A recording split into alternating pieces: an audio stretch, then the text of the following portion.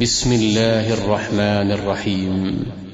به نام الله بخشاینده مهربان. لم يكن الذين كفروا من أهل الكتاب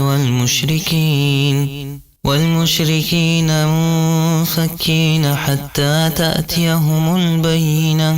کافران اهل کتاب و مشرکان از آیین خود جدا شونده، یعنی از آیین خود نبودند تا وقتی که به آنها حجت روشن نیامد. رسول من الله يتلو صحفا مطهرة.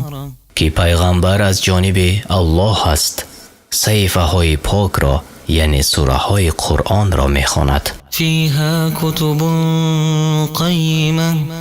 در آن صحیفه ها احکام راست درست است. وما تفرق الذين أوتوا الكتاب إلا من بعد ما جاءتهم البينة.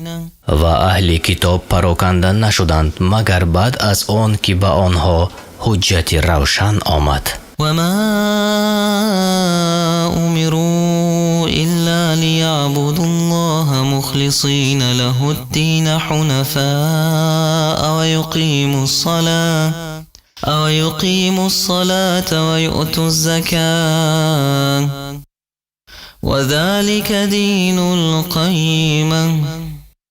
و فرموده نشدند مگر آن که خدا را بپرستند و بندگی را برای او خالص کنند، بر راه دین حنیف یعنی حق گراها باشند و نماز را برپا دارند و زکات را بدهند و این است طریقه دین درست.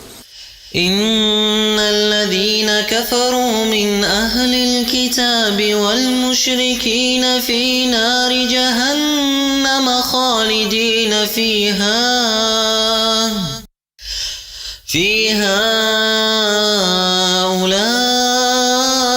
أولئك هم شر البرية.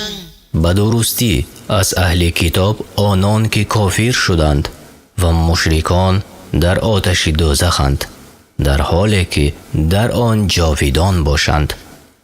آن جماعه بدترین خلقند.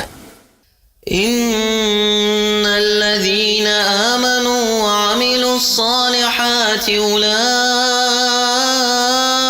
هم خير البرية. بدرستی جماعه آنان که ایمان آوردند و کارهای شایسته کردند بهترین خلقند. جزاؤهم عند ربهم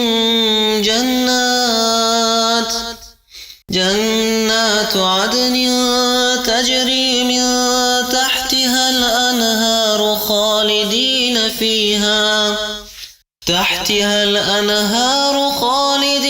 فيها أبدا رضي الله عنهم ورضوا عنه ذلك لمن خشي ربه. پاداش آنها نزد پروردگارشان برای سکونت ابدی بستانها باشد، زیر آن جایها روان باشند، در آنجا همیشه جاویدان باشند. الله از آنها خوشنود شد و آنها از الله خوشنود شدند. این وعده برای کسی است که از پروردگار خود می‌ترسد.